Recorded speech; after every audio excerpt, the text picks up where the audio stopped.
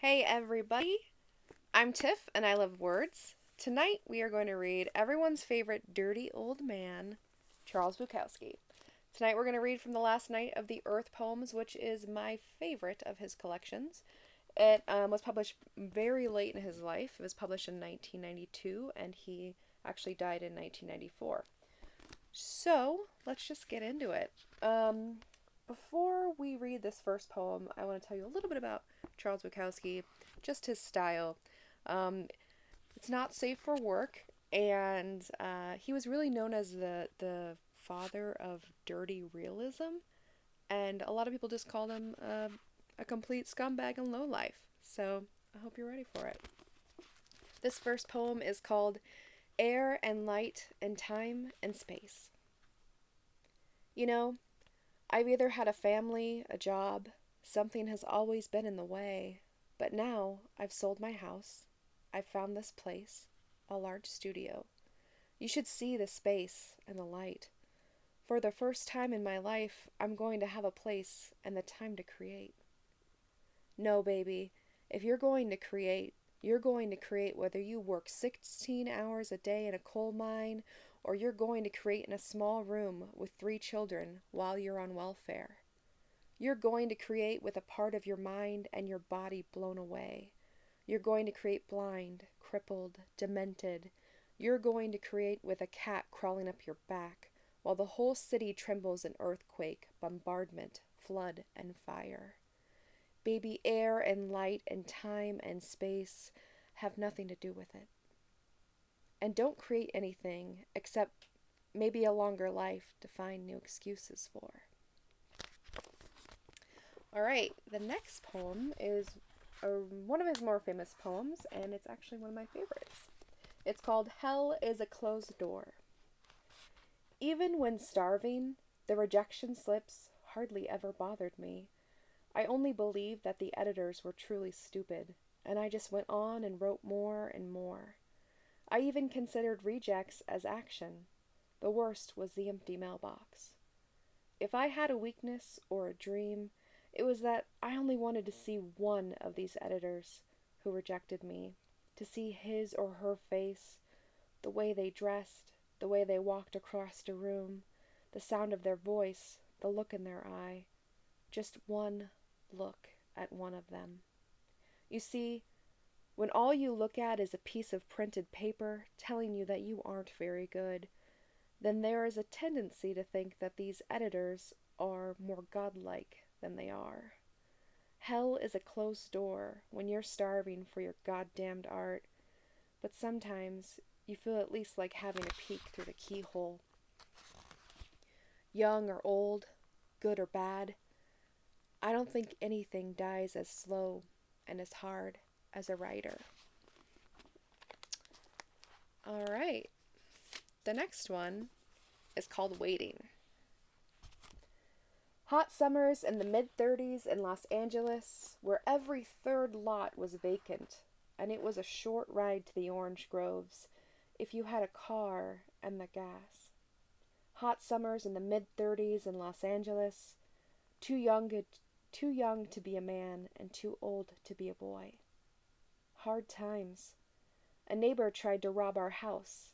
My father caught him climbing through the window, held him there in the dark on the floor. You rotten son of a bitch. Henry. Henry let me go. You son of a bitch. I'll kill you. My mother phoned the police. Another neighbor set his house on fire in attempt to collect the insurance. He was investigated and jailed. Hot summers in the mid-30s in Los Angeles. Nothing to do, nowhere to go. Listening to the terrified talk of our parents at night. What will we do? What will we do? God, I don't know. Starving dogs in the alleys, skin taut across ribs, hair falling out, tongues out. Such sad eyes, sadder than any sadness on earth. Hot summers in the mid-30s in Los Angeles. The men of the neighborhood were quiet, and the women were pale statues. The parks full of socialists, communists, anarchists standing on the park benches, orating, agitating. The sun came down through a clear sky, and the ocean was clean, and we were neither men nor boys. We fed the dogs leftover pieces of dry, hard bread, which they ate gratefully, eyes shining in wonder, tails waving at such luck. As World War II moved towards us, even then, during those hot summers in the mid-30s in Los Angeles. All right, the next poem is called Those Mornings. I still remember those New Orleans rats out on the balcony railings in the dark of early morning as I stood waiting my turn at the crapper. There were always 2 or 3 big ones, just sitting there.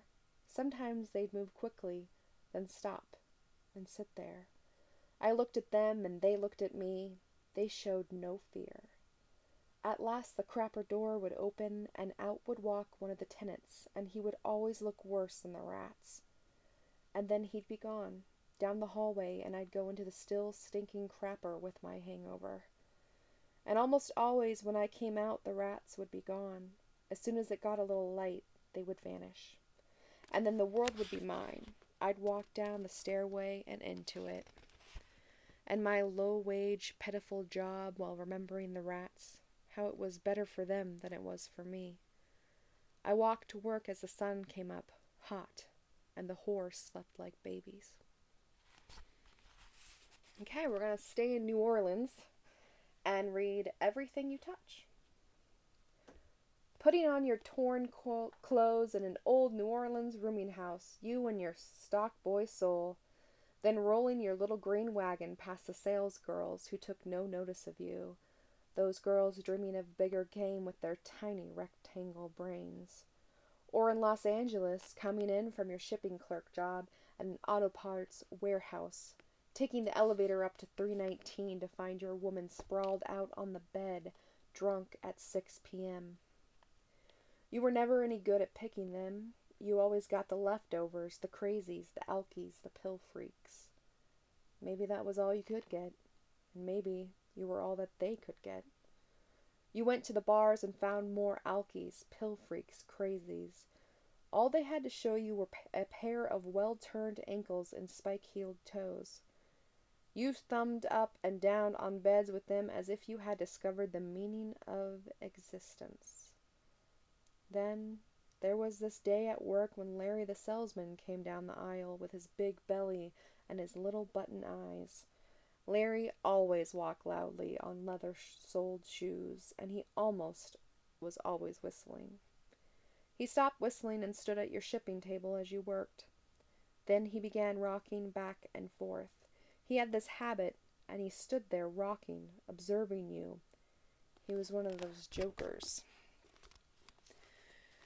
And then he began laughing. You were sick from a long, crazy night, needed a shave. You were dressed in a torn shirt. What is it, Larry? You asked. And then he said, Hank, everything you touch turns to shit. You couldn't argue with him about that. All right. The next Bukowski poem we're going to read is called The Writer. And if you yourself are a writer, you might recognize some of this feeling, especially if you're a starving artist. The Writer. When I think of the things I endured trying to be a writer, all those rooms in little cities, nibbling on tiny bits of food that wouldn't keep a rat alive. I was so thin, and I could slice bread with my shoulder blades, only I seldom had bread. Meanwhile, writing things down again and again on pieces of paper. And when I moved from one place to another, my cardboard suitcase was just that. Paper outside stuffed with paper inside. Each new landlady would ask, What do you do? I'm a writer. Oh. As I settled into tiny rooms to evoke my craft, many of them pitied me, gave me little tidbits like apples, walnuts, peaches. Little did they know that was about all I had. But their pity ended when they found cheap wine bottles in my place. It's all right to be a starving writer, but not a starving writer who drinks. Drunks are never forgiven anything. But when the world is closing in very fast, A bottle of wine seems a very reasonable friend. Ah, all those landladies, most of them heavy, slow, their husbands long dead. I can still see those dears, climbing up and down the stairways of their world. They ruled my very existence. Without them allowing me an extra week on the rent now and then, I was out on the street. And I couldn't write on the street. It was a very important thing to have a room, a door, those walls. Oh, those dark mornings in those dark beds, listening to their footsteps, listening to them cough, hearing the flushing of their toilets, smelling the cooking of their food, while waiting for some word on my submission to New York City and the world. My submissions to those educated, intelligent, snobbish, inbred, formal, comfortable people out there. They truly took their time to say no. Yes, in those dark beds with the landladies rustling about, puttering and snooping, sharpening utensils, I often thought of those editors and publishers out there who didn't recognize what I was trying to say in my special way. And I thought, they must be wrong. Then this would be followed with a thought much worse than that. I could be a fool. Almost every writer thinks they are doing exceptional work. That's normal. Being a fool is normal. And then I'd get out of bed, find a piece of paper, and start writing again. All right, we are going to jump to the next poem. It's called Get Close Enough and You Can't See. At this time, I know a couple of men who seem to be in love, while their ladies are treating them offhandedly or worse. These men are consumed by their ill fate, can't climb out of their fix. I, too, have been in that way, only I was worse off.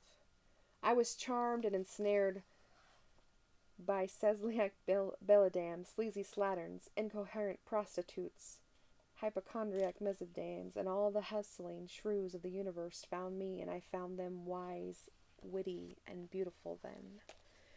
It was only after some luck of distance and time that I was able to realize that these ladies were even less than less. So now, when these men tell me their sad stories, there is nothing I can say, because to me their women look hypocotent belladams, incoherent slatterns, mesodames, and slimy prostitutes, not to mention piss-biting shrews, and they most probably are. True is true enough, yet at a small, tiny, and rare moments, I wonder what I seem to like to my ladies. So, Bukowski loves women. Thinks very highly of them. Probably was a feminist. Joking. The last poem we're gonna read, I think it's really appropriate for this being one of his last collections, and close to his death. It's called Spark. I always resented the years, the hours, the minutes I gave them as a working stiff. It actually hurt my head, my insides. It made me dizzy and a bit crazy. I couldn't understand the murdering of my years. Yet my fellow workers gave no signs of agony. Many of them even seemed satisfied, and seeing them that way drove me almost as crazy as the dull and senseless work. The workers submitted. The work pounded them to nothingness. They were scooped out and thrown away. I resented each minute, every minute, as it was mutilated, and nothing relieved the monotony. I considered suicide. I drank away my few leisure hours. I worked for decades. I lived with the worst kind of women. They killed what the job failed to kill. I knew that I was dying. Something in me said, go ahead, die, sleep, become as them, accept. Then something else in me said, no. Save the tiniest bit. It needn't be much. Just a spark. A spark can set a whole forest on fire. Just a spark. Save it. I think I did.